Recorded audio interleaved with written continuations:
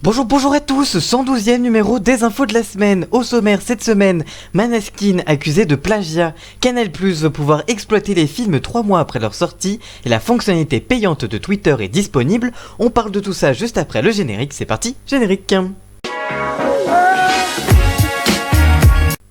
Et on commence donc avec Canal+, qui veut diffuser les films 3 mois après leur sortie en salle.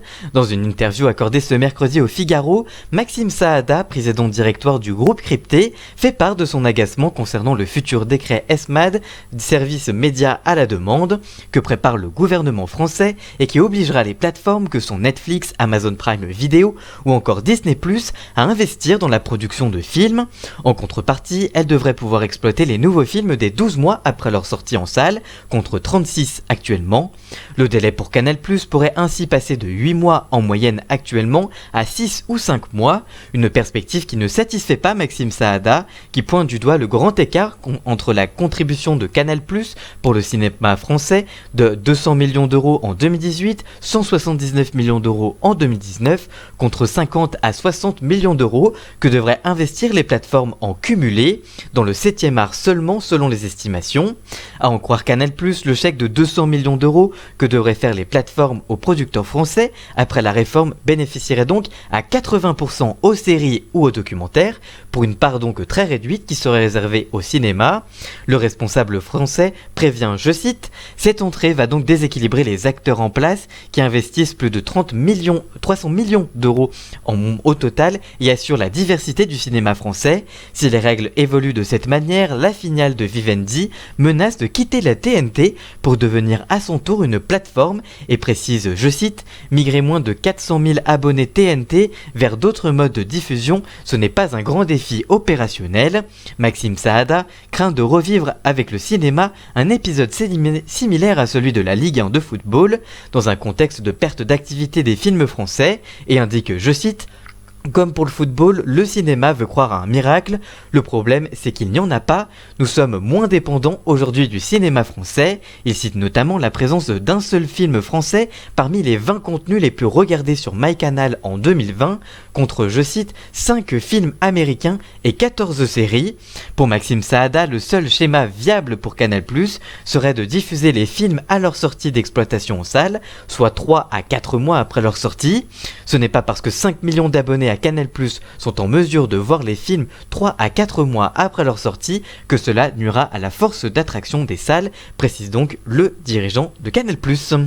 Reste à voir si donc ils vont obtenir gain de cause, et ça on vous tiendra au courant dans les prochaines semaines. On parle maintenant de Blue, la nouvelle formule d'abonnement payant du réseau social Twitter. En effet, la plateforme entame un grand changement dans son modèle économique et propose à partir de cette semaine de nouvelles fonctionnalités et des options supplémentaires avec un abonnement payant. Pour commencer, la première version de cette offre baptisée Blue sera proposée seulement en Australie et au Canada. Dans un communiqué, la plateforme indique, je cite, « Avec cette phase initiale, nous espérons acquérir une meilleure compréhension de ce qui peut rendre cette expérience sur Twitter plus personnalisée et plus animée. Plusieurs fonctionnalités seront accessibles pour environ 2,50€ par mois. Vous pourrez désormais mieux organiser vos tweets, enregistrer dans des dossiers de signets. Il sera également possible d'annuler la publication d'un tweet grâce au bouton annuler. Il permettra notamment de prévisualiser votre tweet avant sa publication et de le modifier dans un délai prédéfini. De nouvelles icônes d'applications personnalisables et un nouveau choix plus large des thèmes de couleurs seront aussi disponibles pour les détenteurs de l'abonnement Blue. Mais ce qui se demande, c'est que adviendra Twitter en version gratuite. La plateforme précise dans ce même communiqué que non, Twitter gratuit ne disparaîtra pas et ne disparaîtra jamais. On poursuit, on termine surtout avec l'Eurovision et le groupe vainqueur Måneskin qui est accusé de plagiat. En effet, le feuilleton Eurovision se poursuit. Pour rappel, il y a 2 semaines, le groupe italien Måneskin avait remporté la 65e édition du concours européen de la chanson, sur fond de polémique puisque son leader, Damano David, avait été accusé par des internautes d'avoir consommé de la cocaïne devant les caméras. Mais le test de dépistage de drogue dont le résultat s'était avéré négatif avait mis terme à cette polémique 2 jours plus tard. La France, elle, grâce à Barbara Pravi et son titre Voilà, avait terminé à la 2e place, son meilleur classement en 30 ans. L'affaire aurait pu s'arrêter là, et aurait peut-être même dû s'arrêter là, mais c'est sans compter les propos tenus aux Pays-Bas par Joris Lissen, un membre du groupe néerlandais The Vendettas, qui a pointé du doigt dans l'émission RTL Boulevard des ressemblances entre Ziti Hebwenig, la chanson gagnante, et le titre de son groupe You Want It, You Got It, enregistré au début des années 90. L'artiste indique, je cite, « Cela ressemble vraiment à notre chanson. La question est maintenant de savoir s'il s'agit d'une coïncidence ou d'un plagiat. C'est vrai que ces gars-là n'étaient pas nés à l'époque de notre groupe de rock », tout en reprenant les mots de Maneskin pour mieux ironiser. Je cite, « Le rock and roll ne meurt jamais ». Les principaux intéressés, eux, n'ont pas encore réagi à cette nouvelle polémique.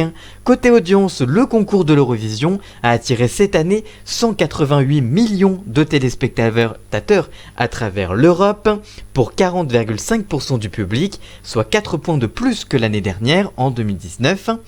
Aux Pays-Bas, la précédente édition, pas la précédente année.